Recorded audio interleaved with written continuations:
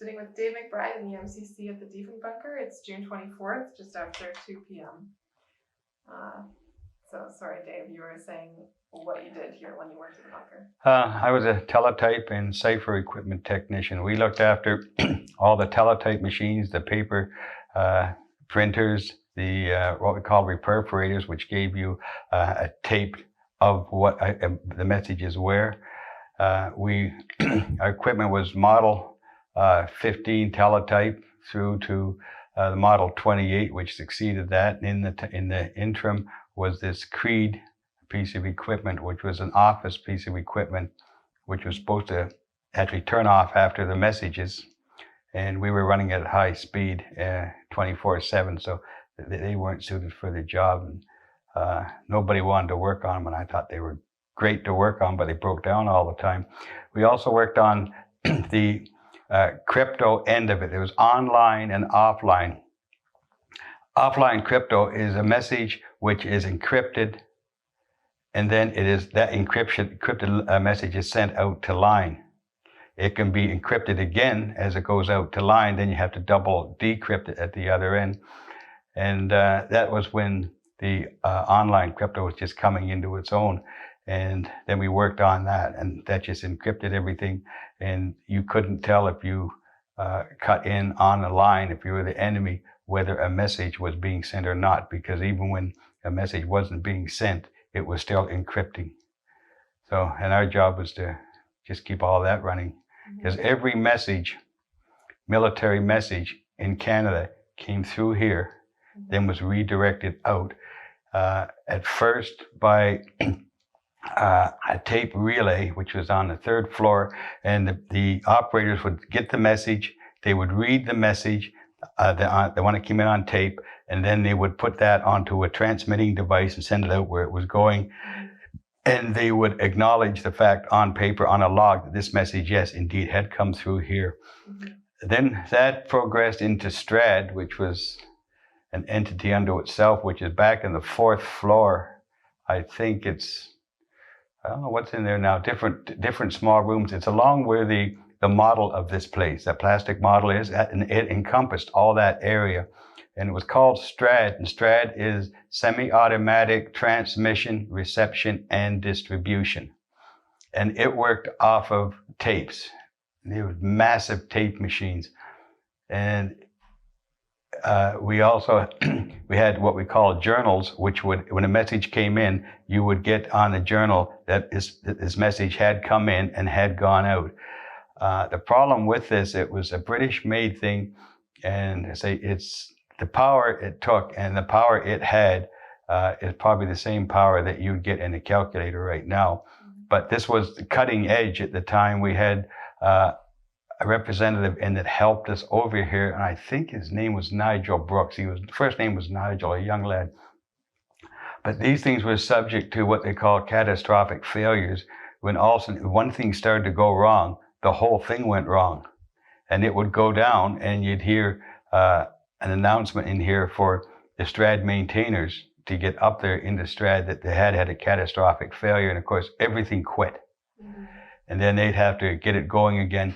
Then they'd have to check these little journals to see what the messages were that came in and went out, because the people sending messages into here, they would have no idea anything went wrong. And they'd have to say that, retransmit what messages. And then that morphed into OSACs, which was down on the 3rd floor, which they've tried to replicate now. Done a pretty good job. And that was the IBM tape units. And that was, I think, pretty well the last of it. When I was here the second time, they were still running on that, but it was getting rather dated at the time. And of course, the bunker here had lost its importance, and it was starting to go down too. But I say I came here at the start of it all, and I left just before the end of it all on my second tour, and it was very interesting. Of course, little incidents happened along the way. But, if you'd like to know about when I started coming back here on tours, I would mention to people, the tour guide, did you ever hear the story about the person that smuggled a cat in? And they were going, yeah, but nobody believed it, you know. And somebody said, well, it came in here, but it died here. And so the place is haunted, and it was, you know. Well, this is in 1967. There was about 3 or 4 of us drinking over it, which was the Junior Ranks Club, which is the senior center now. We had this nice brown cat, sort of a ginger-colored cat. And we fed it. It was our pet, I guess you may say. And for some reason, known only unto God or those who drink, we decided to bring it in here. We're going to take it out the next day, of course. And we had to, the military police who was on duty inside the main gate, he had to give us our card. We had identification cards. And if the identification card was there with a time card, you were outside, but on the grounds. And if the time card was gone, you'd gone out past the main gate outside, because they stamped it, so they knew where you were. You know, if you were on the grounds or off the grounds, and essentially where you were. So we had to get these little identification cards. So one of the boys, I had this cat under my coat, and I didn't know it at the time, but about 6 inches the tail was sticking out from the bottom, and I had to come in last. And while one of the guys was distracting the military police, letting him get his card from around the corner, he was grabbing mine, which was closer. And of course, by the time the military police turned around, we were on our way down the hallway towards the where the medical inspection room was, because we used to come in that way to go downstairs. We took it down the bottom of the stairs to our bedrooms, and this is the last bedroom on the right at the far back. It's a larger bedroom than most. This is where the cat was stored during the night. We came up and we got food for it, and we got milk for it and everything else. The lad's name who was in that room was Eugene Bazance, and he was the same trade I was. I don't think he drank that much. It was Roger Ekman. He's out in British Columbia now. He was an operator. We chummed around together. And there was Wayne Kingsbury. He was with us. It was 4, like it's the 3 Musketeers and the instigator. So anyways, the next day, we're going to keep the cat in there, and we're going to take it back over. And we told Eugene, he was the last one to come upstairs, make sure you close the door tight. The cat was okay in there. It would have stung a little bit in there, I guess, because the cat had to do its stuff. But that was that's why we put it in Eugene's room and not ours. Probably he was he didn't know that at the time. Just thought of that now. Well, unfortunately, he thought he closed the door, but he hadn't, and the door opened a crack, and of course the cat got out. Somebody saw it, called the military police upstairs, and it was put out over the announcing system that there was a loose cat in here. And they'd say what floor it was, and of course the military police, when they got to that floor, it seemed the cat had just disappeared. We're thinking to ourselves, oh damn, we're in trouble now. Well, they finally got the cat, and of course they took it out and put it just out in the tunnel outside the door. The cat, it took off up the tunnel towards the club, and of course the time that we went to see if it was all right the following, that evening, the cat was there, no worse for wear or anything. The military police that was on, his name was Fred Perkis. He knew it was me, and we denied it, of course. And I don't know, I got blamed for everything here that happened here, stuff like that, and there's probably a reason for that. But they kept on trying to, every time, Mac, did you bring the cat in? Who, me? And so one night I was coming back from the club. I was by myself. Freddie was on inside. And I announced at the outside, the blast door, who it was. Okay, and he opened the blast door, and I stepped inside. And of course, now the outer blast door closes, and he opens the inner one. Well, he didn't. So I figured, I know what he's doing. So what am I to do? Well, I was a bit tired, so I just sat down, leaned against the wall, and the next thing I knew was about an hour and a half later, somebody else is coming in. And he looked down and he said, Mac, what are you doing here? Oh, nothing, just having, I couldn't expose it was me. I was getting punished for the cat. And then, of course, then the outer door closed, the inner door opened, and we both walked in, and Fred, he says, oh, God, I'm sorry, Mac. I didn't mean to lock you in between the doors. She said, I hope you're not mad. And I said, well, I'm going to have a hard time sleeping tonight because, well, I just had an hour and a half nap. But I never did admit to him. Even years after he retired, I never did admit to doing it. He never asked. Well, it was obvious. And that was the story of the cat. It actually did happen. And it died a natural death sometime or somewhere out there because it wasn't in here. That's my claim to fame for this place, I guess. And then one night we were walking back, and between here and the club you're walking actually over an underground garage. And this was for heavy machinery, and if everything went the way it was supposed to in this place, a helicopter. And it has a blast door on it, which is probably as big as the two of them up here put together. It's mentioned in the nuclear roof about the blast door. And we were walking along, and it was dark, and one of the guys got just sort of disoriented, and he walked toward the edge, and he fell off the top of it. Well, it's about a 15-foot drop, and if he'd been sober, he probably would have died. I won't mention his name. I knew who it was. And of course, we hauled him back. He broke his leg, so we hauled him back inside, and he was taken down to the medical, the NDMC, I believe it's called, Medical Center downtown. And of course, there had to be an investigation, and they asked any witnesses to give their description of what happened. And of course, we mentioned the fact that he had fallen off the roof of the underground garage. Well, that didn't go over too well with down at headquarters.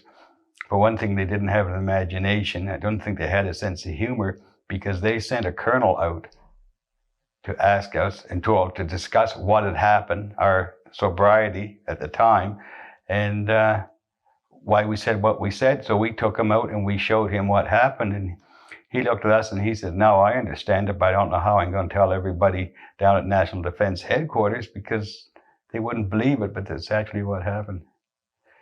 That's another story. There's other numerous stories. We were young, we were wild around here.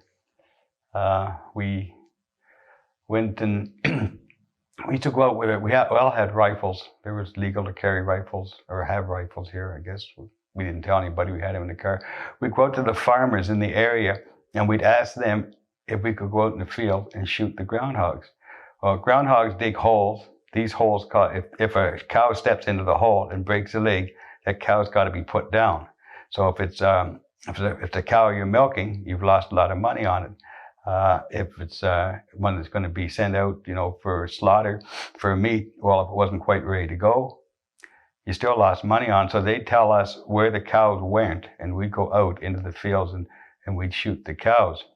Shoot the gophers, the groundhogs, and we were pretty good aims. My kill, it had to be a confirmed kill. If a thing went down the hole after you shot it, you couldn't count it.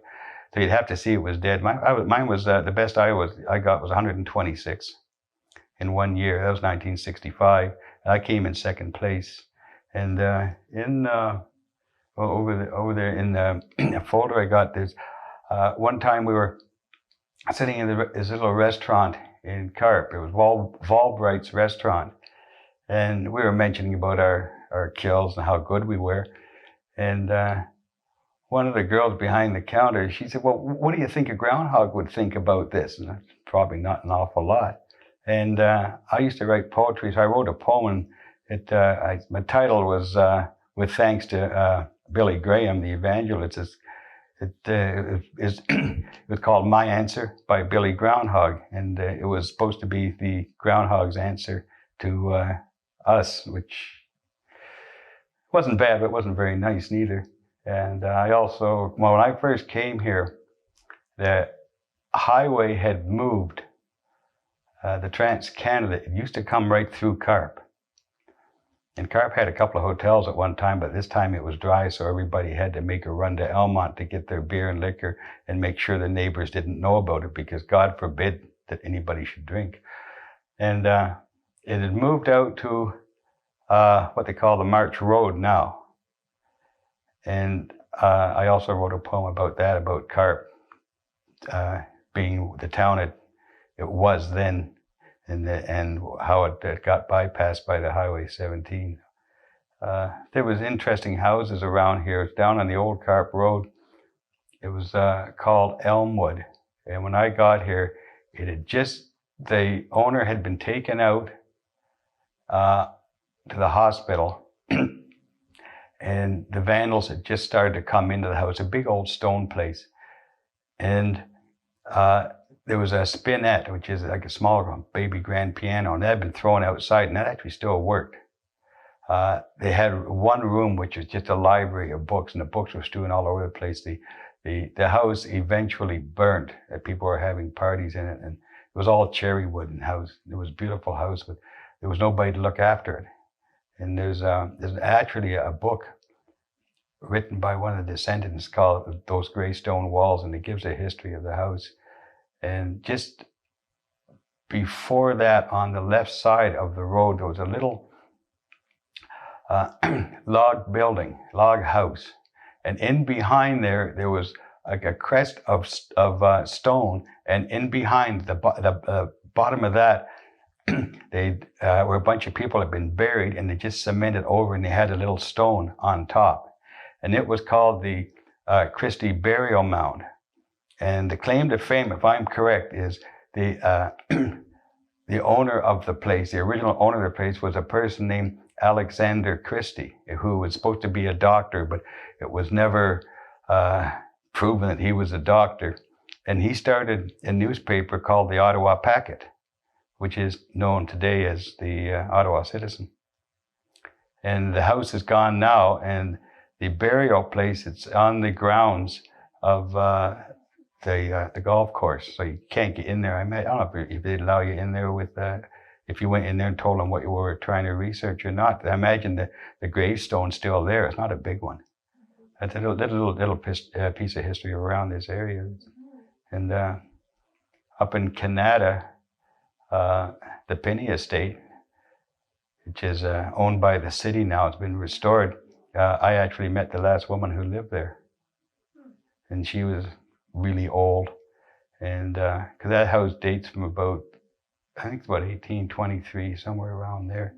And it was nice to meet somebody who had actually lived there at one time, and she willed the house to the city of Canada at the time, and of course now it's Ottawa, and they've restored the whole place to what it was like then, which is neat because about every room had to have a stove in it, a wood-burning stove, otherwise you didn't have heat. But, this was wild, this area of Carp, when I first came here. Before I had a car, if you talked about going to Ottawa, it was like someplace way out there. And now, of course, it's a bedroom community. And we got to know most of the farmers through shooting the groundhogs. But, did you know a lot of people in town? Yeah. Yeah. Yeah, got to know. There's a couple I still stay in touch with, but most of them have passed away now. They're older. At one time when this place first opened up, there was what they called EASE. That was the main complex, which stood for Experimental Army Signals Establishment.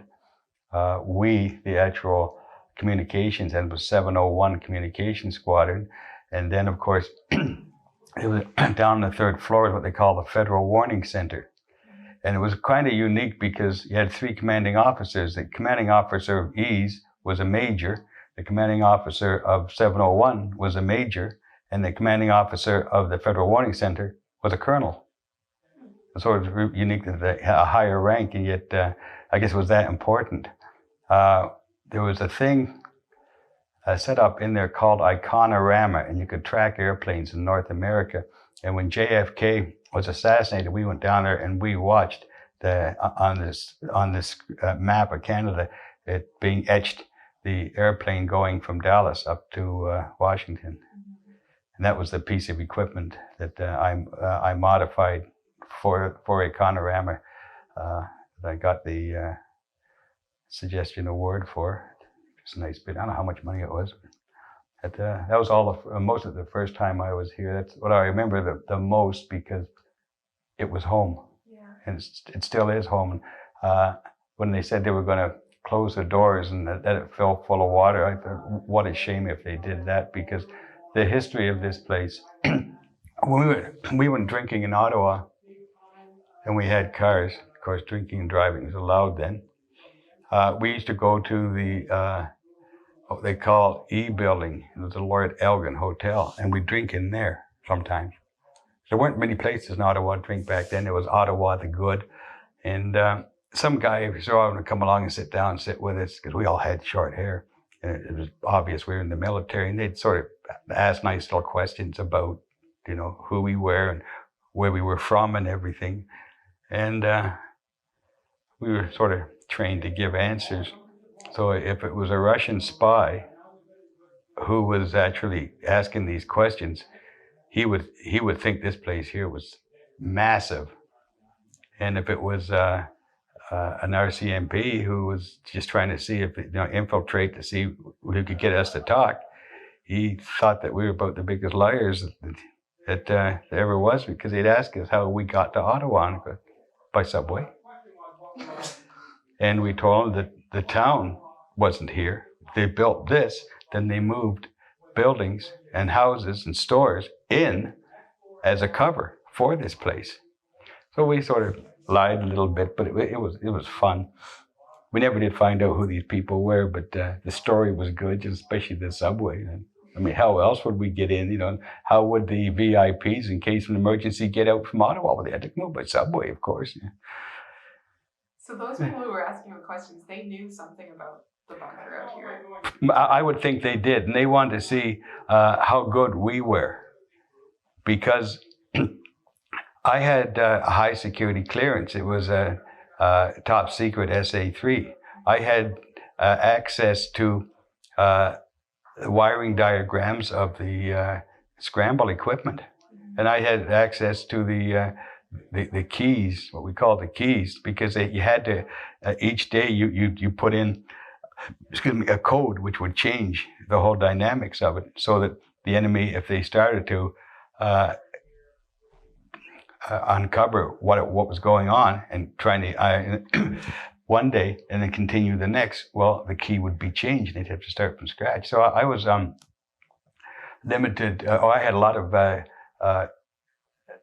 inventory at my disposal, top secret. The operators that were here, of course, they saw top secret, or they used the equipment, and also they had top secret messages coming flying all over the place. So they had to be awful careful, especially when a person's drinking, because usually in the Second World War, they said loose lips sink ships.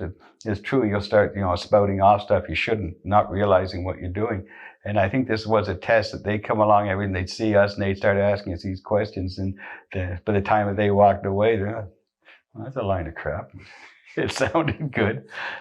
It was interesting. I really enjoyed it here. Met so many nice people here. The food here, of course, actually seeing it was going 24/7. That the cooks were on 24/7. Also, you mentioned Jack Publicover. I'd like to meet him again. He's I got a story in a few minutes about him. A good one. And there was Archie McEwen. I don't know if that name rings a bell. Yeah, he was talking about it. I'd like to meet him again, because they lived in here. They were single, lived in. So we come stumbling in here 1 or 2 in the morning on the weekends, and we go, hey, can we have eggs and bacon? And I'm not sure, because they knew us. We could eat anytime we wanted. And because there was a lot of tours coming through, because this place being, it was the place when it first opened up. And anybody who was coming to Ottawa, whether it was military from other countries or politicians, you had to come out and have a tour of this place. Of course, there was some places you still couldn't see, but go around and see what it was like. And they all ate, so you had to have top-notch food. And some of the best meals I've had in my life were right here at Carp. Oh, it was good. And they always had to see the movie Nuclear Roof. It's on DVD now. But at that time, it was on 16 millimeter film and had to be run through a Bell and Howell projector. And there was only one projectionist on the base. Guess who? And I'd be called, sometimes if I was off duty and the tour was coming through, they'd say to me, Mac, we got a tour coming at 2 o'clock. We need to show Nuclear Roof. And it wasn't, I couldn't, I guess I could have said no, but you didn't. So I'd get my uniform on and I'd get everything all set up and they'd come in and I'd show the movie. Then after they were gone, I'd rewind it, go downstairs, take the uniform off, put my civilian clothes back on again. And at that time, it wasn't an imposition. To me, I joined the Army. That was part of the job because you're on duty 24/7. And whether you got time off for it or not, you didn't care. Because, you know, here, I was doing something I loved doing. And I'm so glad this place has been maintained. Now, naturally, the money's being spent to bring it back, in some cases, the way it was. It was a whole new way of life back then. And of course, we were so lucky that if something happened, we were going to be saved. In that natural fact, yeah, we would live another 30 days, but we didn't know at the time. And I still think that had there been an emergency, a nuclear emergency, you'd never get the people in here you should. You'd never get the Prime Minister in here unless he happened to be in Ottawa ready to go. And the other members of Parliament, the Governor General was supposed to come out here. He had his own quarters out here. We had to find these people. And there was a limited time because you had to get out here to start with. And could they actually get these people together and get them out here if a bomb was going to drop before the bomb went off? To me, the only people who were safe were the people who happened to be in here, which was us. We were told at one time, we had a psychiatrist come in because we didn't go out. It was the winter time. And we hadn't gone out for about 3 or 4 months. And a psychiatrist came in and told us we were all nuts. You have to go outside. You know, you can't live here like gophers. You know, we got to go outside. So we went upstairs and all dressed up, went out to the end of the tunnel, and it was a miserable day. It seemed to be about 30 below and howling wind, snow blowing all over the place. We wandered around for about 30 seconds and said, whoop, that's it. Came back inside again, and we didn't go out for another couple of months. There was no place to go. We didn't have cars at the time. What are you going to do, stand out in the parking lot and have a snowball fight? You know, there was nothing to do, so you might as well stay in here. The club was too far to go. Downstairs on the second level, they had the wet canteen. Well, you had your beer, you had your alcohol, you had your pop, you had your food. In that same room, there was a ping pong table, 2 dart boards, and a shuffleboard, and the television. Then if you went down one floor lower, you had your bedroom. What else did you need? You know, you come up to the 4th floor here and you go to work. You didn't need anything. So we just stayed inside. He thought we were nuts. I thought he was nuts for coming out here in that cold weather to tell us we were nuts. But I guess I had to do something. And at one time, there was a lot of people who lived in here. I'd say when I first came here, there was about 125 people. And most of them were in the bottom floor. And they had, at the time, I don't think they're there now, they had little fire extinguishers. And they were called stirrup pumps. And they stood about 1.5 feet high. It was made of metal.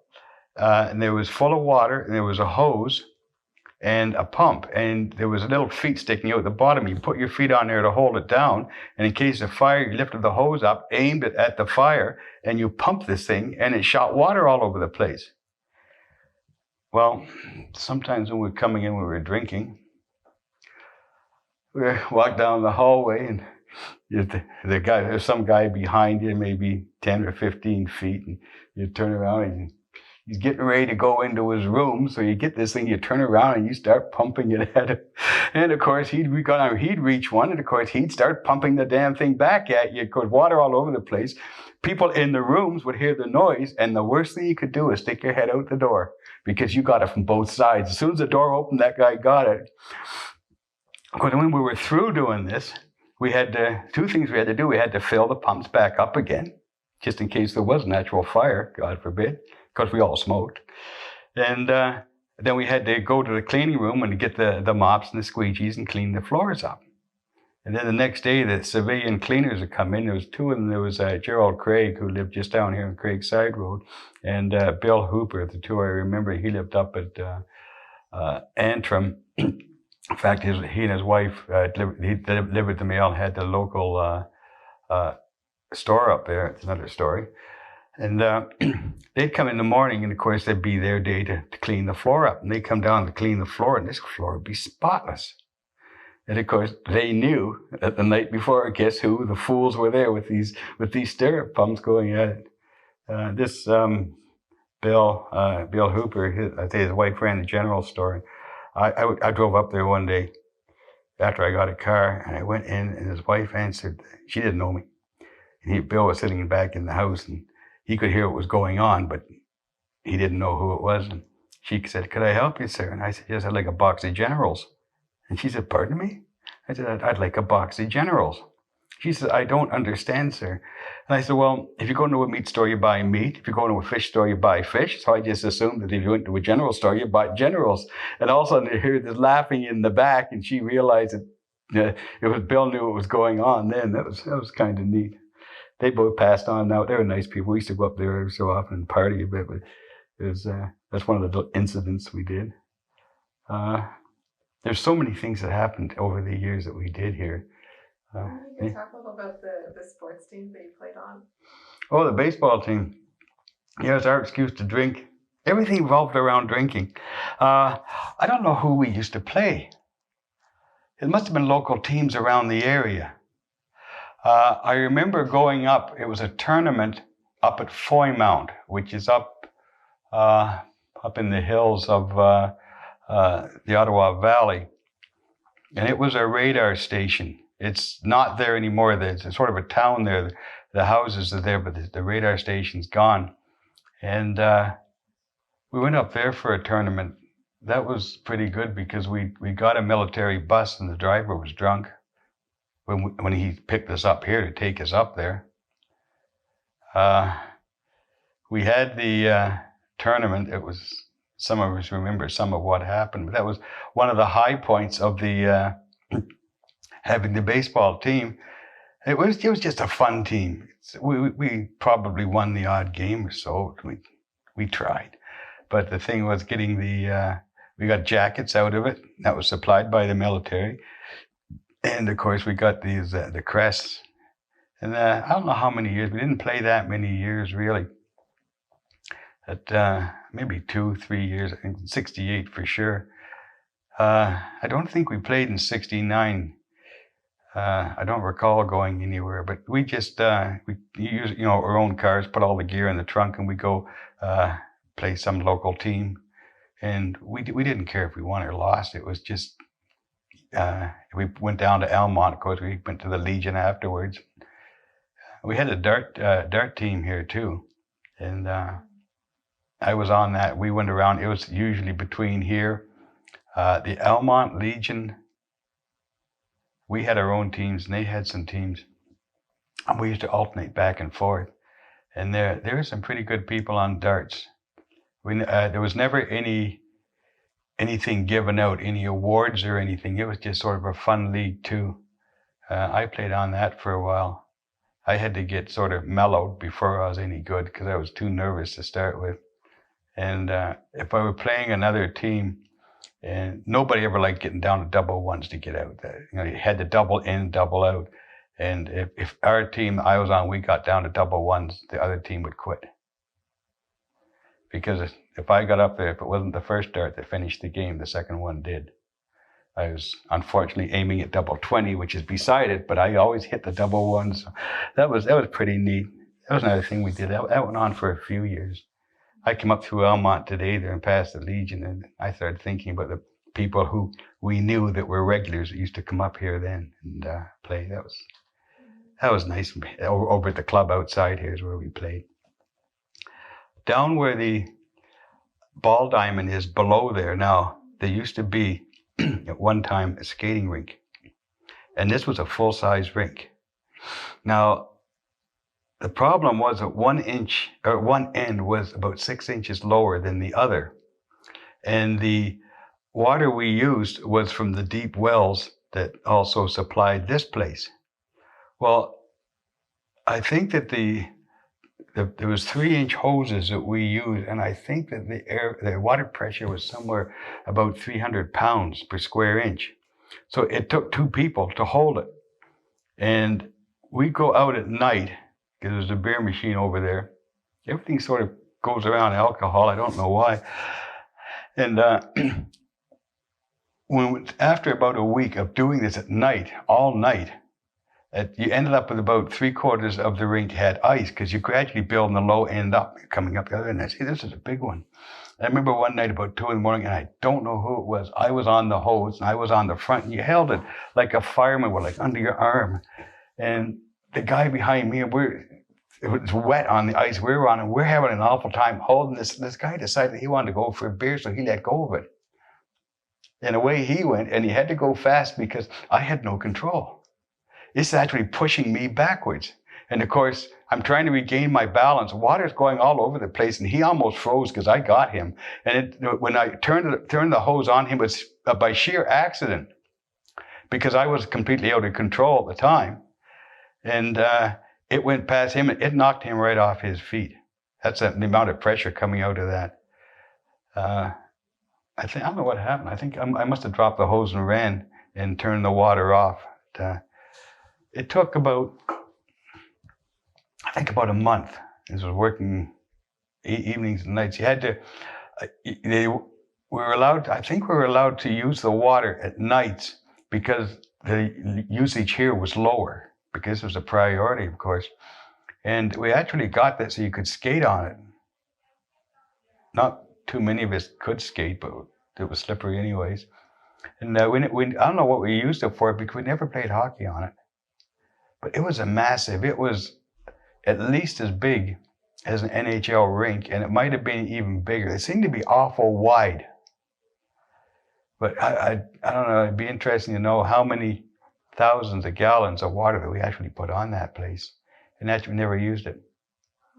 Yeah. What was your story about Pub that you were going to tell? Oh, Jack Publicover. He's from, I believe it's Georgetown. It's in PEI. Okay. And his family used to run off a batch, I guess a potato liquor or something. And he'd bring up one of these little bottles. And you pour this clear liquid onto a spoon and set fire to it. It would burn, and it wouldn't even leave an ash. It was probably about 200 overproof or something. Oh, it was terrible stuff. We had one bartender, and I was trying to think of his name on the way up. He was an older guy. He was a bombardier, which meant he was in the artillery. And he was on the bartenders that we had. These were from units, these people who were on light duty, that they couldn't perform out there doing their job. So if they were needed somewhere else until they were, deemed safe to go back, or they were recovering for something, God knows why. And we decided we were going to get this bartender drunk one night. So what we did is we uncapped a few beers, took a bit of beer out and put a spoonful of this stuff in each one. Then we capped it again. Of course, Buddy comes over, we're all drinking, and the bartender he knew which ones that we doctored. And this old guy, he started to get the hint that there was something wrong, that he was getting to be a little bit tipsy, a little bit before his time. So he decided that he was going to fix this. He walked around in behind and said, I'll get my own damn beer. So he picked a beer up, which is one of the good ones, not one of ours, opened the top up and took one swiggle and said, aha, I know, it's different. That's the one. And of course, we just kept on feeding him the other stuff. We took him home on one of those little mobile carts, wooden carts, because he just couldn't walk. I don't know if we ever told him what we did to him or not. But, this was the stuff that Jack, well, we never called him Jack, we just called him Pub, at bringing this stuff up. And you break it down about 3 or 4 to 1 and then put the mix into it, and it was still powerful stuff.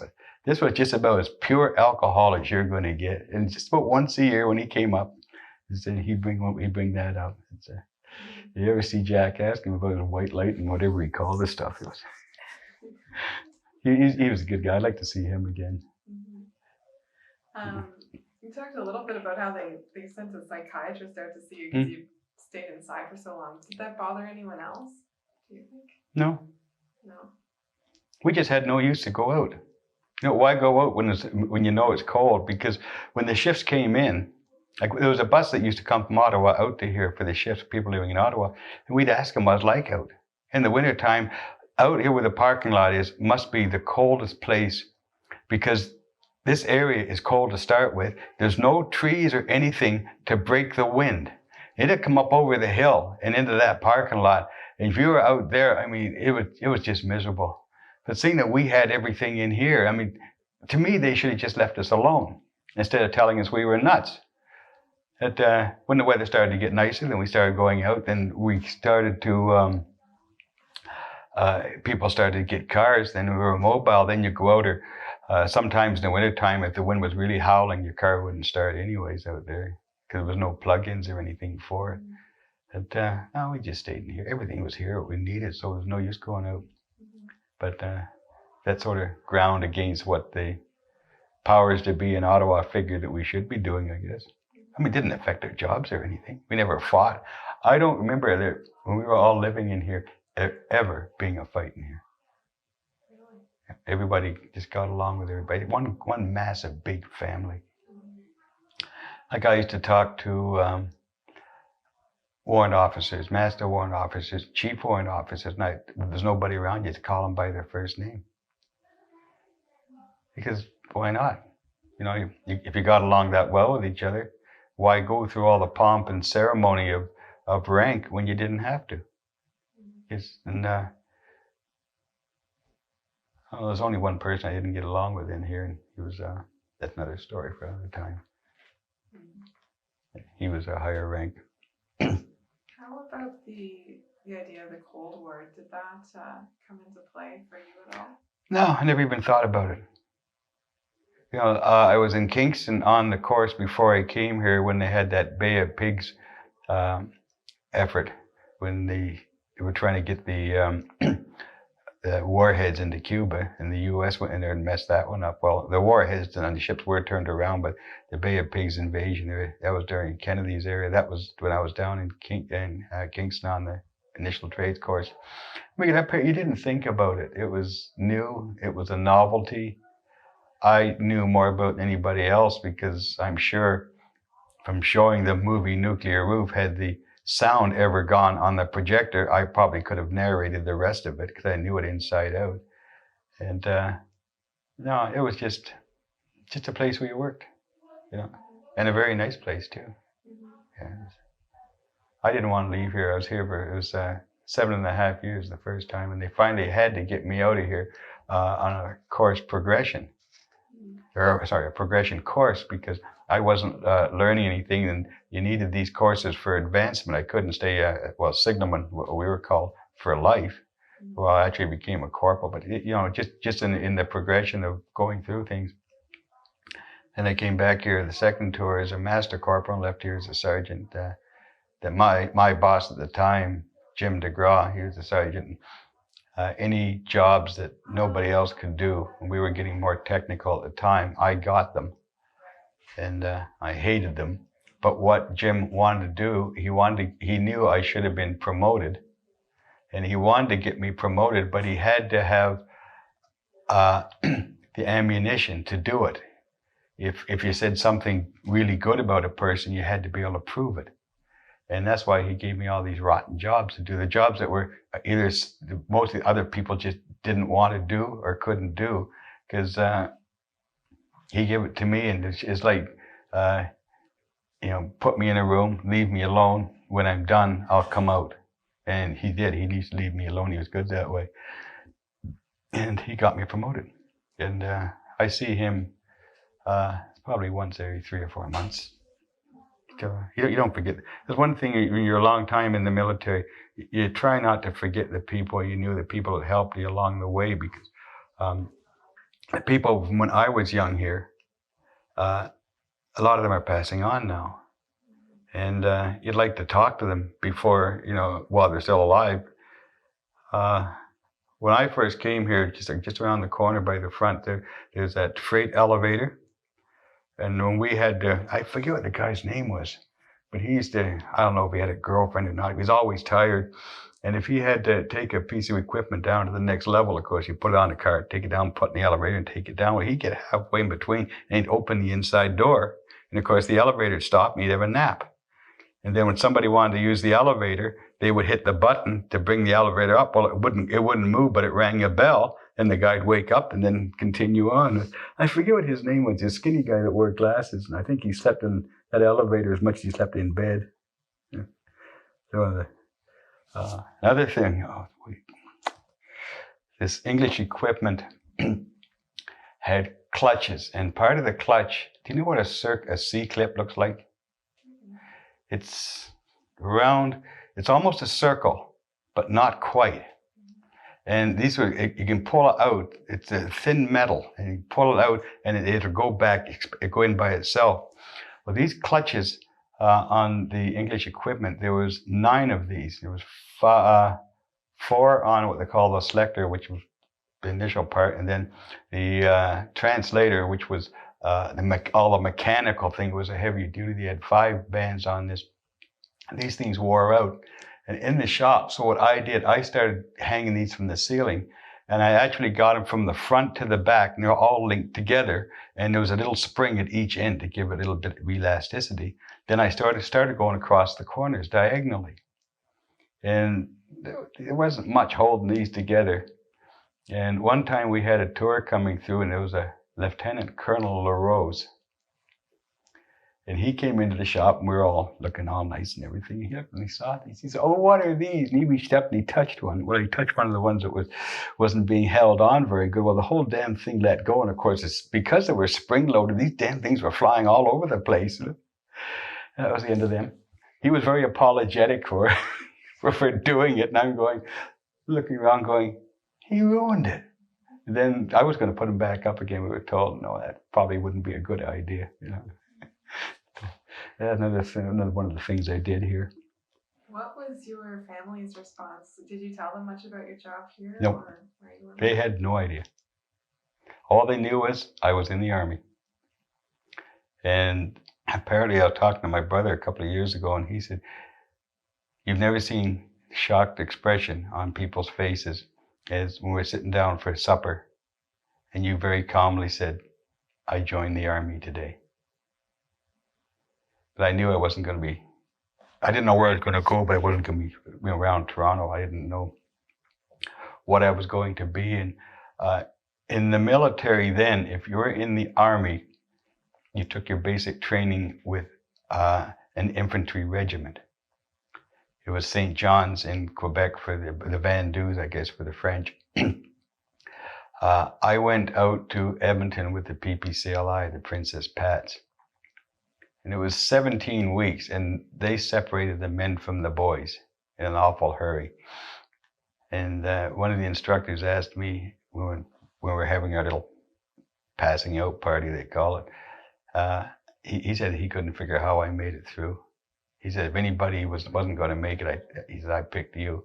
And then they found out that anything that happened to hold that group together, I was responsible for. Then he said at the end, he said, the only reason you passed was because if you didn't pass, nobody else would have. I was sort of the instigator, although and then in a very good way. And now, if a soldier is killed over in Afghanistan, if I hear it's a Pat, I get this sort of a sad feeling because I spent 17 weeks with the Pats, and it was like, that's where I became a man, and started this affinity with the military, like especially with the Army, and which remains to this day.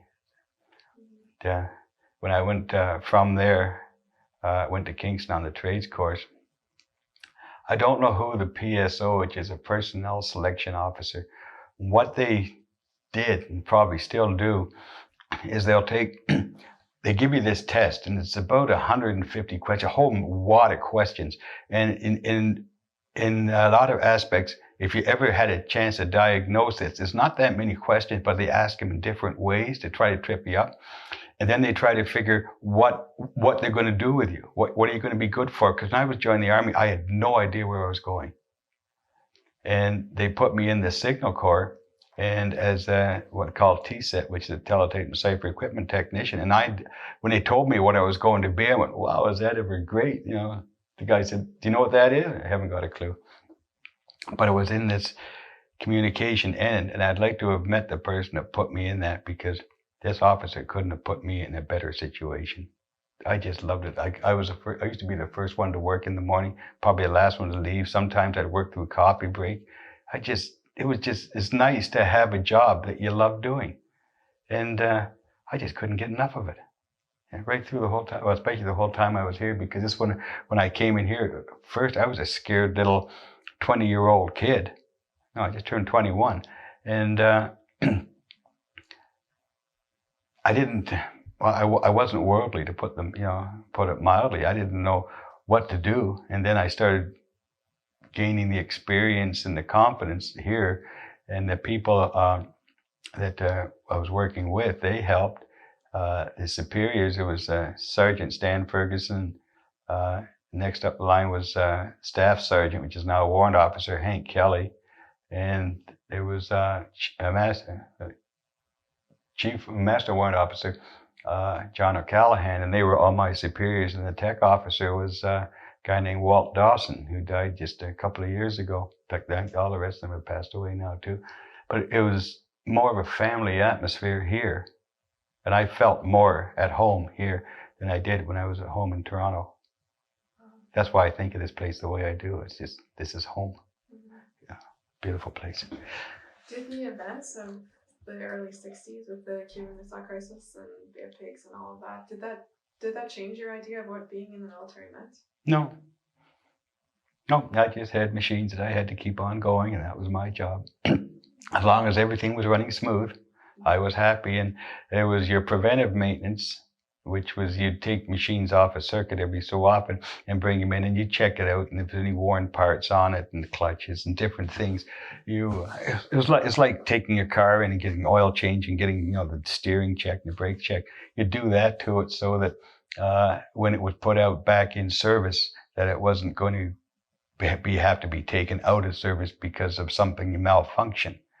And that kept us busy here. Like the English equipment, nobody liked that. Everybody hated it.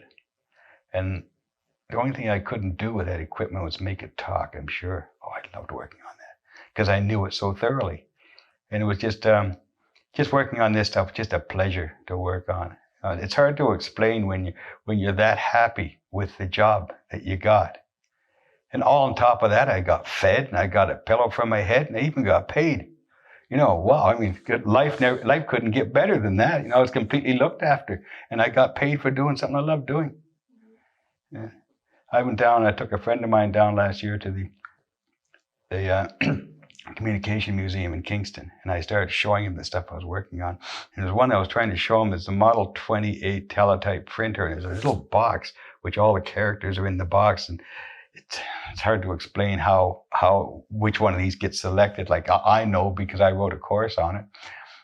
And I took the box out and I was showing it to my friend, and the guard came over and he was going ballistic. You can't do that. You can't do this. He says, I don't know what we're going to do now. He says, I don't know how you're going to put that back there. And there it is. He looked at me and said, you've worked on this before, haven't you? Oh, yeah. It was so good watching him go ballistic. My friend there, he's fairly tall, and he's going, Dave's really into poop now. And all of a sudden, he looked down, and it's all back together again. Yeah. And I told the guard, I said, if you ever have trouble in any of this equipment, if you want to have it, working, so you can show people how it actually does work, I said, if you want, you can just give me a call. I said, I'll fix this stuff for you. Because when you're interested in stuff like that, you don't forget it. And even the really old equipment when I came here, I could probably still fix that. Because it was like a normal typewriter, only everything was done under power instead of doing it by hand. It's been a ride, believe me. The first time here was better than the second time. It always is. The second time when I got here, just when girls. The females first started coming into the hall here, and we had two of them.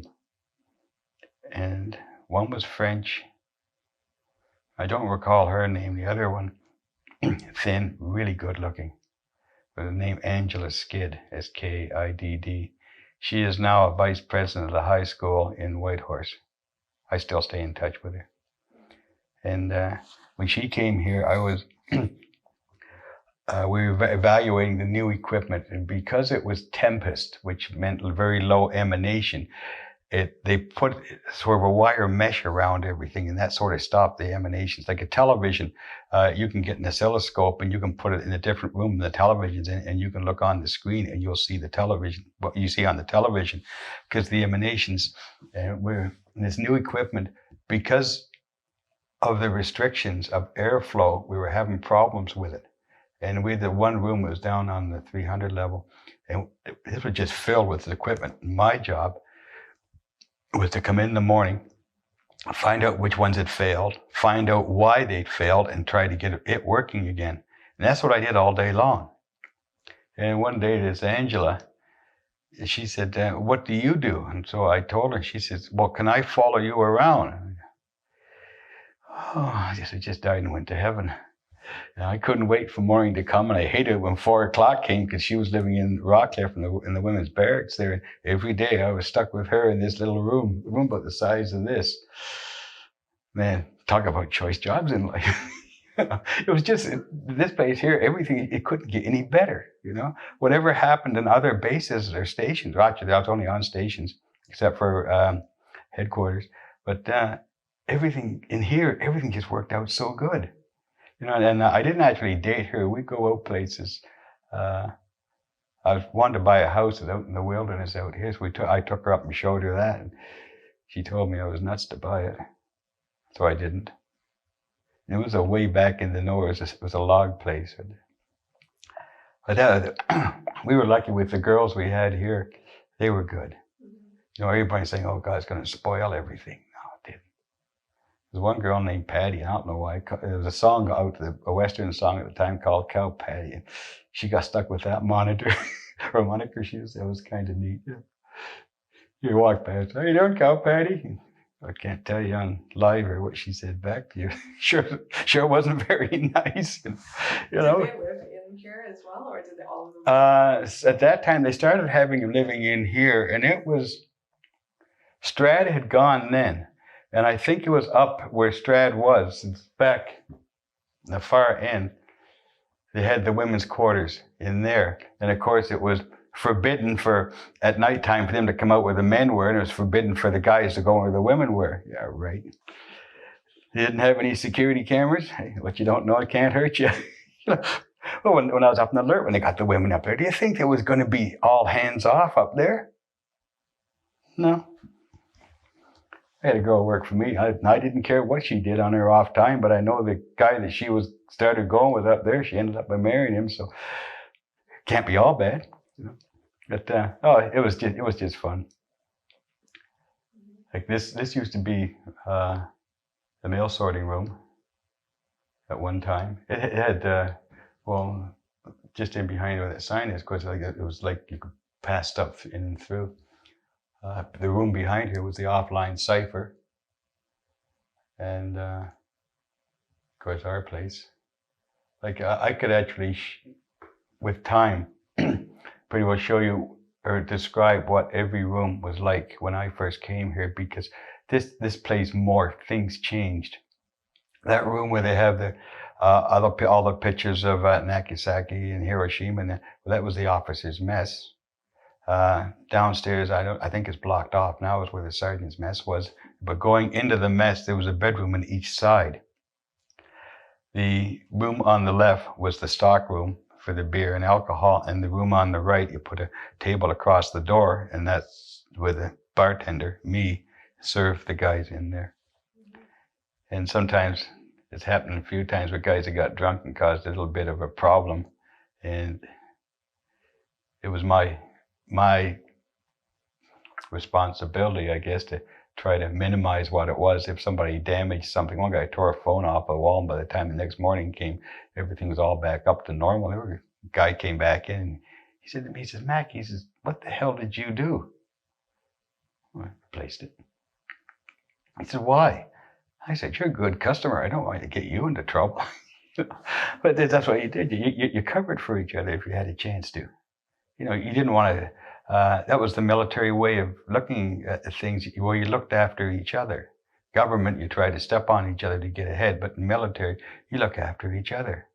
Because the people, when I was a master corporal here, like I was still working, but I was in charge of corporals and privates. Well, if they did a good job, it made me look good. And it also gave them a good report, like the annual report. But if you didn't look after them, they could affect your career. So you tried to protect them. Besides, it was a good fight. If somebody got into trouble and you went to bat for them, it was a good fight. Most of the ones I won. Occasionally I'd lose, but you try your best. And the person who you're representing, they realize that you went to bat for them. I had people here when I was young, got in a bit of trouble, went to bat for me. So you just sort of pass it on, and you look after you. It's like a family. Can you talk a little bit about what holidays were like here? Christmas and Easter, Thanksgiving, or that kind of thing? In most cases, people went home. It was a skeleton staff, if you will. But they'd have the cooks there. They'd have to be here. They'd have the big Christmas dinner where everybody was involved, and that was everything with the full trimmings. But they also had on Christmas Day a smaller deal because people were here, and it'd be like the Christmas dinner, but not on quite an epic a scale. I used to make out the shift schedules for our place because you had to have people on shift all the time. And I got into that. The sergeant, Stan Ferguson, he was making one out for Christmas and New Year's, and he was having an awful time because there was so many, everybody wanted to be home. And I looked over his shoulder and I said, we used to call him Fergie. I said, "You having troubles, Fergie?" "Yeah, I'm trouble." "Hey, do you want me to take a stab at it?" Sure, I couldn't do any worse than him. And about half an hour later, I said to him, "Take this around and see what people think of it." And it satisfied everybody's wish. You gave the single person top priority because a single person to go home might have to go to Vancouver, might have to go to Halifax. A married guy to go home would go to Almont, to Ottawa, this sort of thing. But some of these married people, they'd be traveling too. So I'd ask the single guys, "Are you guys going home for Christmas?" That's the big deal. And I'd get as many people as I could to stay here, the single people. But they got the time off at New Year's. And and I ended up by satisfying the, just satisfying everybody. And Fergie, after that, if it was any deal coming up like Easter or Canada Day or Thanksgiving, he just handed me and says, "Here, you go ahead and do it, Mac." And I just go away and do it. And, it wasn't my duties by any stretch of the imagination, but it was something that I found I was good at, and I was helping out somebody else. And you always got your reward back when you help somebody else out, one way or another. You get invited for a supper or something of that nature. Or like Fergie, I'd go fishing with him, so he could catch fish because I never caught anything. There was always some kind of reward for what you did. It may be an extra day off. If I was going on holidays, instead of leaving on the Friday to go, I'd leave maybe on a Wednesday because I get Thursday and Friday off. And, if you got nothing to do, here, a couple of days off, go now, sort of thing. And that would make up for the overtime you put in that you didn't get paid for, the weekends you had. Like I'd be on call here that I didn't get paid for. But then on the other hand, when you love what you're doing, do you care what day it is? Just someone says, "I got a problem." We had an exchange officer here, British captain, Navy captain. And I guess he'd heard that I, fix things. I used to redo people's electric drills for him. They'd bring him in, and I'd mess around with it. And usually get him going for him. And he brought his typewriter in, and he was a snotty person. And I'd never seen a typewriter like he brought in. It was a British typewriter, and it was a monstrosity, and it didn't work. And I guess somebody told me to bring it into the shop. Mac could look at it. So he brought it into the shop and he plunked it down. He says, "Try to fix this." And away he went. And I think a snotty bastard is shoved up where the sun doesn't shine. And I started messing around with this in my spare time, messing around with it. And it took about 3 days, and I got this thing just perking like a good thing. So the next morning, he came into his office and is sitting on his desk, and there's a piece of paper, and it's typed on the piece of paper from his machine, fixed. That's all. No name, no nothing. Fixed, like, hey, you son of a, you know. And he actually came in and apologized because he said nobody could fix that. And he said, what did you do? I dismantled it. And I forget now what was wrong with it, but I had to remember how you dismantled it because you had to put it together exactly the same, the same way but opposite. And I don't know if there was something broken on there that I fixed or something was bent or something had seized up. But whatever it was, I found and I fixed it. And he was just blown away that I could fix it. And it's part of my job, You mess it up, I fix it. And I just love doing it. I didn't care what it was. One guy brought a drill in, and the old drills, they had what they call carbon brushes on them. And these brushes were worn out. Well, I don't know where you'd buy these, but the old batteries, the real old batteries, they were carbon batteries, and down the center was this carbon stick, and it was just a little bit longer or a bit bigger than a pencil. And you take all the crap off the outside, the jelly and all the stuff that makes normally the power to it, and you end up with this core, and it was fairly soft, and I'd sand it, file it down, then sand it down, and I'd actually make a set of brushes for this drill and put them in, make sure everything worked again. And the guy had a brand new drill. It would take about 6 hours to do this. But, you're doing it for somebody, and you know that the favor is going to be returned sometime, somehow. And if not, you're making somebody happy. The guy looks at it and goes, wow. And of course, I always paint these things. When the time the guy got it back, is that the same one I brought in? Because it looked brand new and it worked like a charm. And I just love doing that. It's part of the job, And some of the people in here would, if their friends had something, that messed up, and they'd bring it in and say, Matt, can you give this a go? And sure, I'll give it a go. And I don't think there was ever anything that I couldn't fix.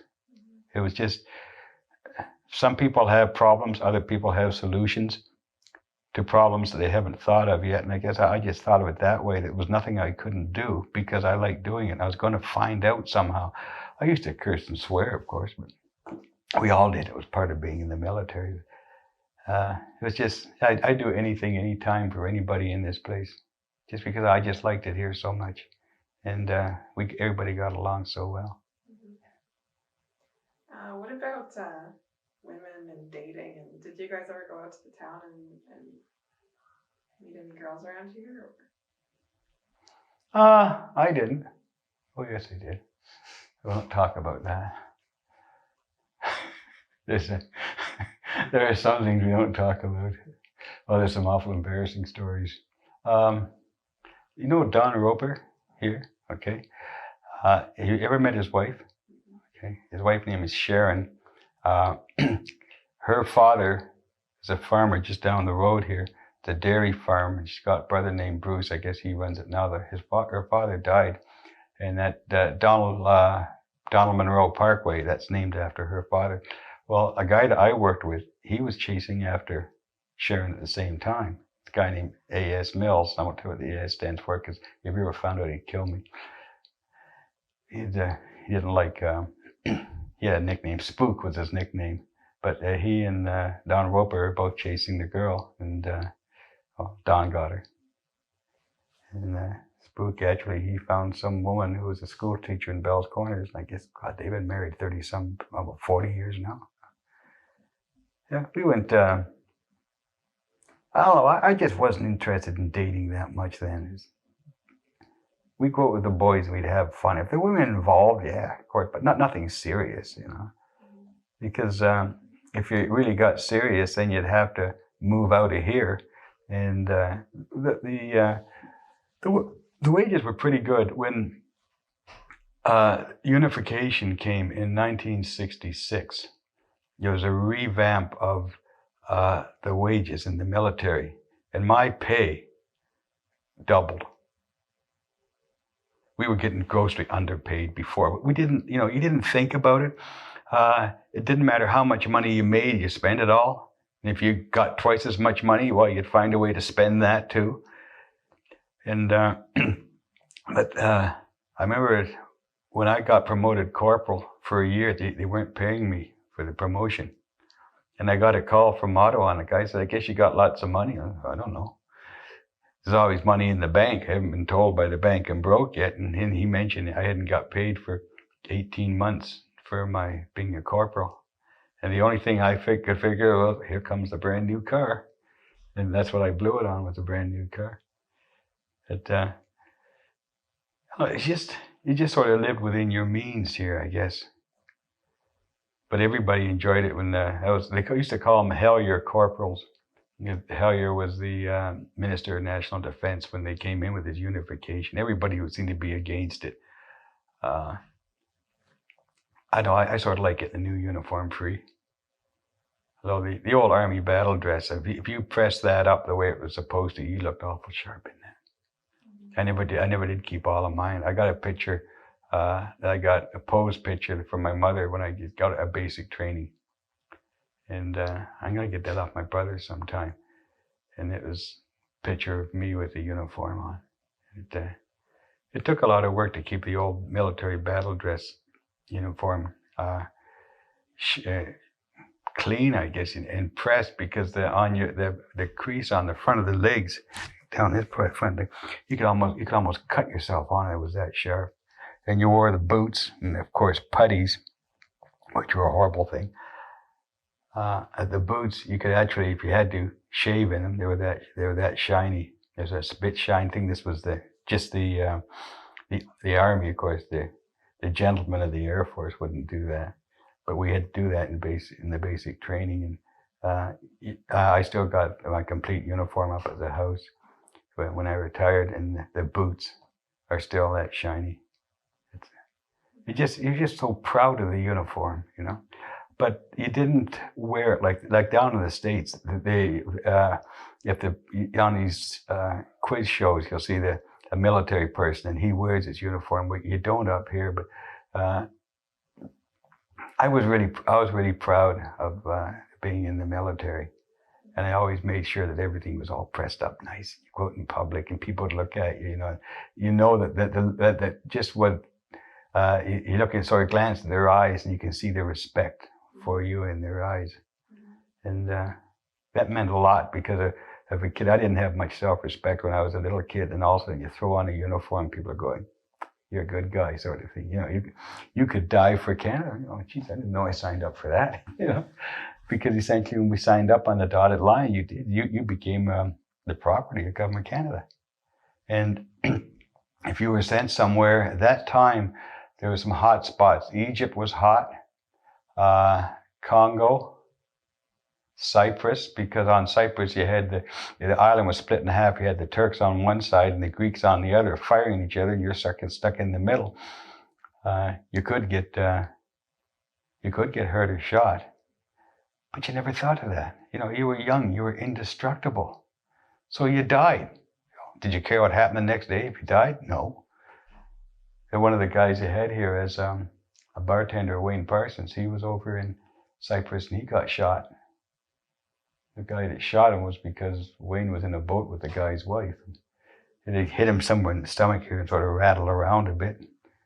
So he was on light duty, and he was a Newfoundlander. He didn't care. Anyways, he tells the story about this thing. He put a funny spin on it. He lives somewhere out around Fitzroy Harbor now, I think. He married a girl from around here. But if I had time to sit down with all these stories, that you have to change the name to protect the guilty, I guess, to the innocent.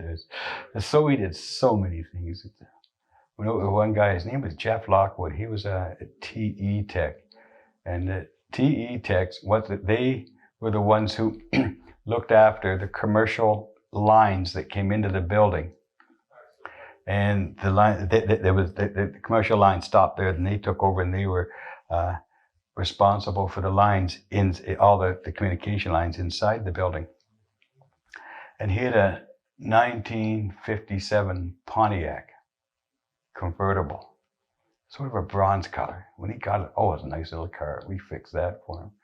And we were driving down the road, one of these side roads one day, and we were drinking wine, and wine costs about 70, maybe 80 cents a bottle. You look on their bottle, you know, when it was bottled like this morning, this horrible stuff. Oh, it was rat poison. If you drank too much, you went blind and kill a person, really. But it was cheap. And one of the guys, he's standing up in the back, and he finished the bottle of wine, and he threw it up in the air, and we watched that sucker go up, and we watched it come down right in the middle of the windshield. Took care of the windshield. It was funny because we never sped up, we never slowed down, we all just watched it. Yeah, it's going to hit the windshield. Yeah, it did, you know. It was a damn good aim, that was. That's another one of the strange things that we did around here. I mean, you can keep telling your stories. I'm just going to ask one more question. Sure. I'm pretty well out of stories right now. Why would you say that it's important to remember the Cold War and your experiences in particular at the bunker? Why is it important to remember it? Well, it gave me a nice job. Pretty well. Other than that, I guess as young people, we figured, you know, the U.S. has got these missiles and can fly over and take out Russia. And the Russians have got missiles that can fly over and take out us. And who's going to be the person that presses the button? Nobody. Because it could backfire. So I guess we figured there was no way it could possibly ever happen. So why worry about it? And I'm guessing now, thinking back, if that was our rationale, we were on the spot, we were bang on where the politicians weren't. This place here cost a hockey sock of money. And like, this wasn't the only bunker. There was DeBert in Nova Scotia. I think there's one in Quebec, I can't be sure. Down here near a place called Richardson, which is outside of Perth, it was our transmitter building. And it was fully manned. It was only 2 stories deep. And all they did when they closed that up was just close the doors and shut the pumps off, and the whole thing filled full of water. But a lot of people didn't realize that this was only for receiving stuff. Anything that was sent out via the air, as we called it, went by underground landlines from here out to Richardson. Then it was shot out from there. And there was, like Borden's got one. I don't know if there was one in Shiloh or not. I think there was one out in Saskatchewan. But these were only small. This was the big one. This was what they call R1. I don't know if you ever heard of it referred to as that. The reason why, because R stands for receiver. Up near, on the way out to Constance Bay, on the Constance Bay Road the road goes to, I don't know what it's called. Is it a fire station on the corner? And if you go down there, you can tell there's an open area. That was R1 North. Down to Elmont, and I came through Elmont on the way up, there's a little sign that said Burnt Lands Road. Okay, that area south of the road, what they call the Burnt Lands, that was R1 South, and there were all kinds of antennas up. And the rationale was, if a bomb did drop, if it dropped down that way, it would take out R1 South, but it wouldn't hit R1 North. So, and same as if they tried to take out the one up there, it wouldn't affect the one near Almont. And these were duplicate antennas coming into here. So if you took one out, it wouldn't affect the other. We were still operational. But we were being so dependent on to transmit out to Richardson. Like the only thing we had. Now, when you think back, if there was a bomb and it took out, say, the bell lines between here and Ottawa, we were still screwed. Because it came out commercial. Unless we were going in through the air, but we were mostly commercial.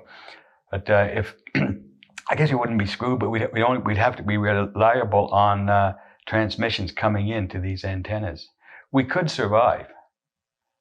I know that after about a week, everybody'd be trying to kill each other probably, but, not There's one thing of not wanting to go out, and another thing of not being able to go out, I guess. Because we used to have exercises in here where a couple or 3 days you're stuck in here. Base Defense Force exercises. I had those in the 80s. They were fun. I had an officer doing snow angels one time. He didn't like it.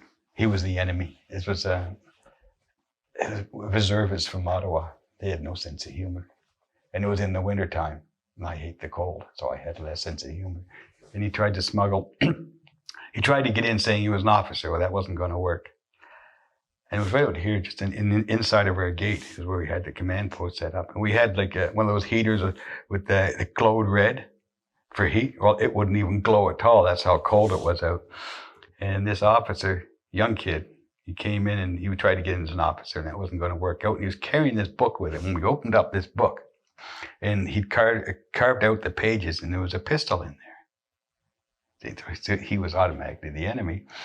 And I'd been on for about 2 hours outside, and I was cold.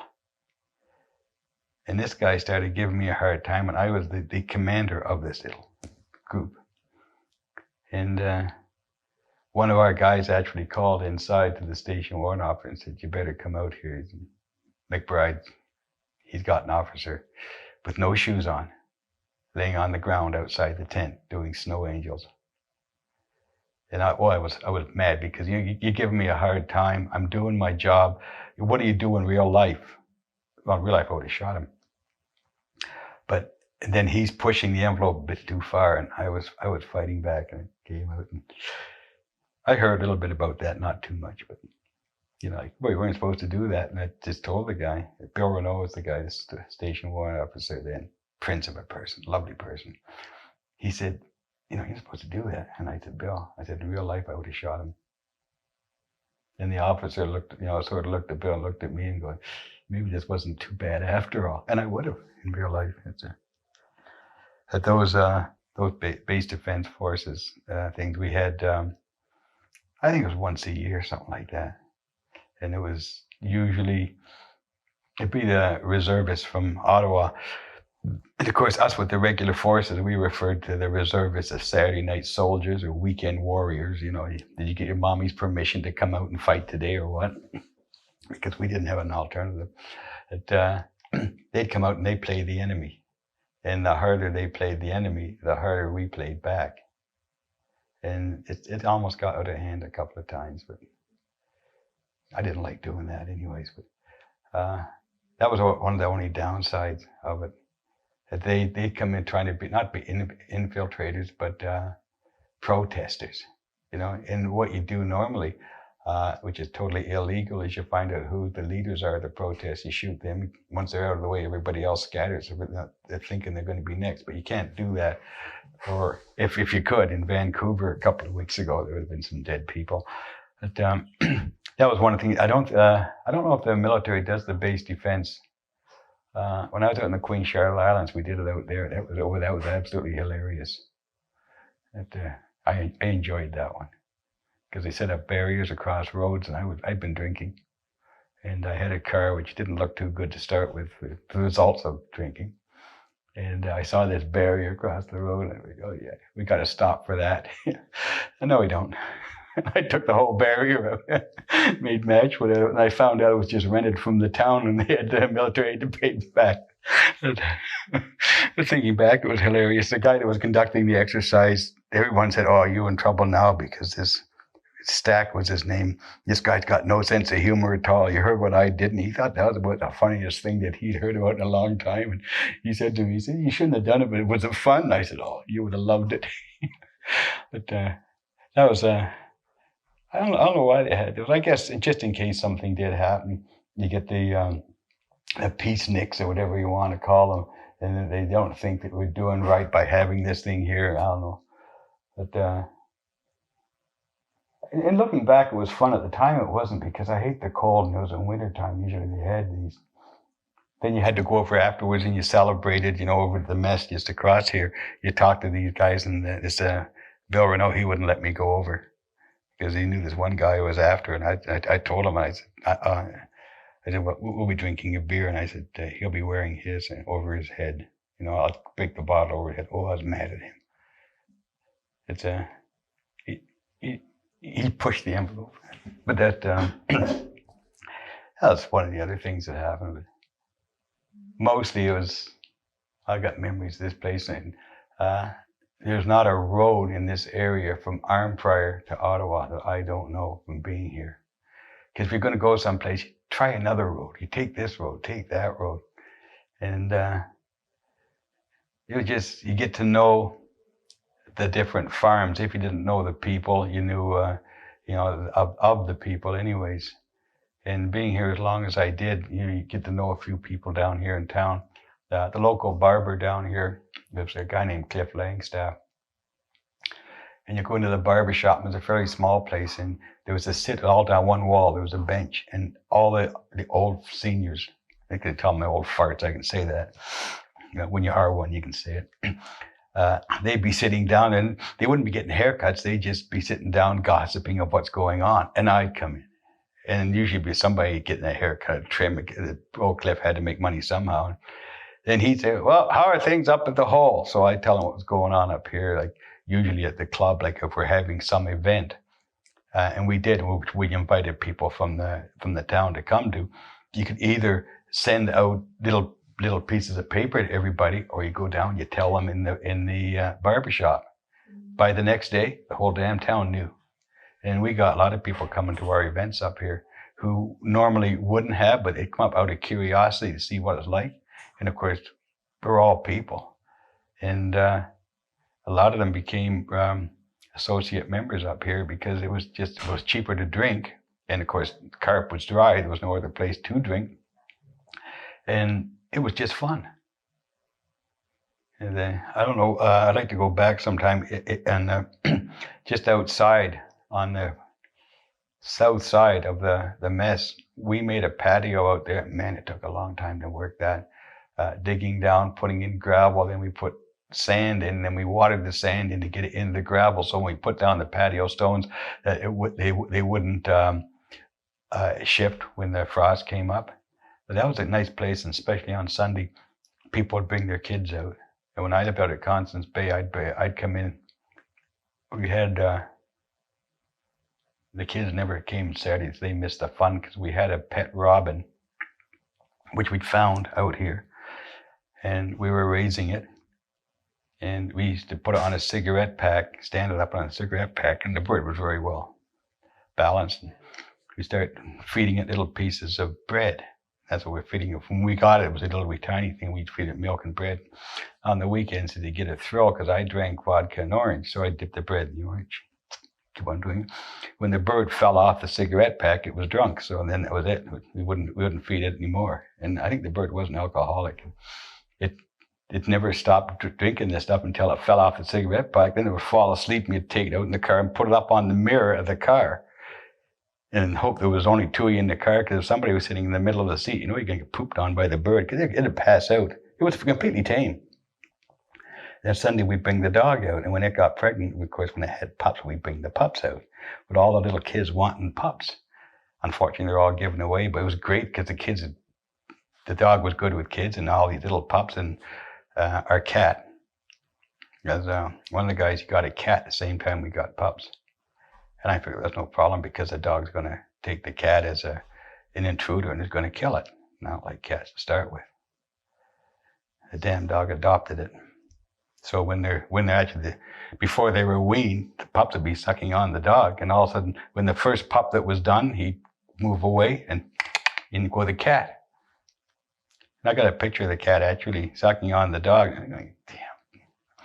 Because I wanted to get rid of it. But the only thing that, when we left, we moved out from Constance Bay, the three of us, the only thing that cat didn't do was bark. It did everything else a dog did. But it couldn't master barking. It would try, it would still meow. We used to bring them in. The kids used to just love it. You know, here comes the pups. Oh, yeah, here comes this one. You know, here comes the pup that meows. It was fun. We had to stay sober that day because there was kids involved. But that was nice. Family day, we call it. You know, it was nice outside because they play long darts or stuff of that nature. And of course, when we came from the Constance Bay, we were the head of the crowd. I've always loved kids. And, we chum around with the kids. Hell, we weren't much older than kids ourselves, I was the oldest of the three who moved out. But, I don't know why we did. I guess it was just give us more freedom after staying in here for the 6 years. Go out and see what it was like living out. We found out it was expensive because we had to drive in from Constance Bay here. I drove, it was Wayne, this Roger, the same people involved with the cat. And there was a Navy guy named Jim Lappin, and he lived down the road from us. And I used to drive him in because, and Wayne, Roger, he was an operator in here. He worked shift, so he came himself. And then we get a call in the wintertime, real bad storm. I get a call from Stan Ferguson. The roads are too bad, they're either closed or don't bother coming in. Okay. Then Jimmy Lappin, he was a clerk, and he worked up the 4th floor there in the orderly room. And he'd get a call from his boss, the same thing, don't bother coming in. And he'd call me up and he'd say, did you get a call from Fergie about not coming into work? And I said, yeah. I said, you get a call from your boss? He said, yeah. He said, what time are you picking me up? I'll be there in 5 minutes. Because now the challenge is on, can we get to work? And our bosses that get to work, of course, mine, he lived out in Stittsville, and more of a main road coming in. And the other kid's boss, he lived in Ottawa, so he came out in the bus. And by the time they came in there and got their clothes off, I'd be in the shop working, and the other guy'd be working. Well, this is where we're supposed to be, It didn't matter how you got there, you had to get there somehow. And the challenge was on, could you make it there and through the snowdrifts and everything? Never missed a day. I got to my 28 years in the military, I never took a day off for sickness. I'd come into work some mornings and I was in pretty rough shape. Although the flu that I had was usually pretty good by lunchtime. So, but it never dawned on me that, if you really were sick or something, take the day off. It's just, this is where you're supposed to be. Especially when you're living in. If I could get out of bed, I could crawl up the stairs, and go and see Buddy up in the corner here and say, what have you got for the flu? What kind of flu? The real flu this time. I really feel bad and I wasn't drinking last night, and he'd give you a few pills and it'd make you feel pretty good, and away you'd go. Of course, you knew the guy named, I don't know what his real name was, we used to call him Corky. Everybody had nicknames, I think. But, yes. I'm probably the only one that's got the feeling of this place as being a home. But you had to have been brought up in not too nice of circumstances to consider being in the military being more of a home atmosphere than your home where you were brought up in. And for me, it was. This place here, you couldn't ask for better people. Once you got past the training bases and all that, and you came here, and it was so different from from the movies and in television. So different between that and real life. Because I've had people say, how did you ever spend 28 years in the Army? You're not that type of person. I just say to them, you've heard about the Army, you've seen it on television and the movies. I say, yeah, that's where we've seen it too, because it's not real. And I go up where I live now. I like going to these car shows, classic cars and that. And I go to one up near Pembroke. It was actually in Pembroke, and you get a lot of the people from Petawawa down, the military up there. And I've spoken to, one guy I've spoken to, he said he was literally blown in half. He's got no legs, and he almost lost an arm. And you see him walking around, and if you don't know that he's walking on artificial legs, you think he may be just walking with a limp. But we have this affiliation. I still have it with the military that are serving today, and you can talk to them better than this the people who haven't had any attention with military people. And it's like as soon as I say that I'm retired Army, well, right off the bat, you got something in common with each other, and You can talk to these guys. And I said to these guys, you're the people that from generation to generation, we pass the torch to. As we retired, these people are just coming up, and they'll pass the torch to somebody else. And that, when somebody dies over in Afghanistan, the bridge on the 401 at Brighton, hopefully nobody dies between now and everybody's going to be out by the end of July. But it's usually when the cavalcade is going out there in the left-hand lane, there's this big Canadian flag all by itself up on the bridge. That's my flag. And I got it so it actually is it fits onto the railing of the bridge. So I don't even have to be there. And I go in there and I put it right over where they're going to be. And it's one of these big flags.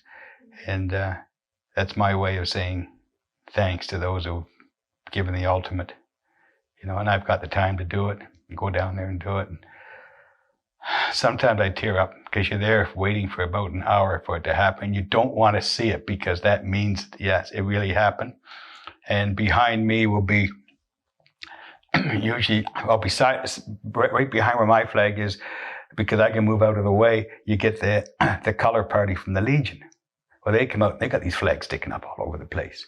Then if you look behind them, there's the fire truck. Well, the guys are standing up on the fire truck with the flags. And I'll tell you, for people coming down the highway, that's quite a sight to see. And we get a lot of people honking, or you see a guy go.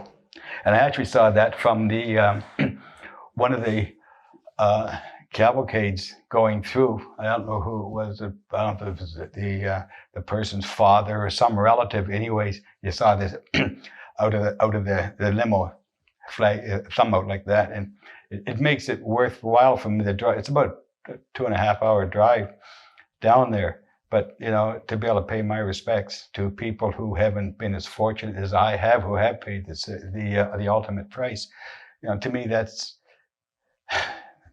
what I'm doing is very little, but it's as much as I can. So this is why, you know, I've tried to keep in touch with the military because, well, hell, it was my life for 28 years. And when I first joined up, it was because I didn't have a job and I didn't have enough money for a car payment. And I was told if I joined the military, was it on the radio, join the army. And if you're accepted, how much they gave you. I won't say how much it is now because it's very little, but you have to consider what people made back then. And the first thing I thought of was, there's the car payment. So if I can stick it out for 3 years, then I'm gone. And after 3 years, of course, I was here. You couldn't have got me out of here. No, I would have worked for nothing. I loved it so much. When I joined the military, I didn't know anything, you know, what you learn in high school. But I couldn't do anything. I couldn't prove I knew how to do anything using my hands or anything. And it was the military. They gave me all the training I needed. And they give you defensive driving courses, which made you save money on your insurance. And they gave you a lot of those, and they were fun.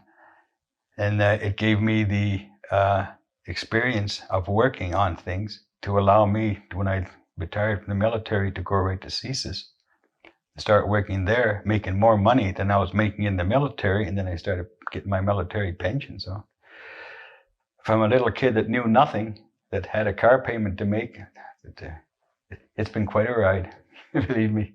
And this was the CARP was the integral part of it. This is the one part of my life I'll never forget, is the whole, we used to call the whole.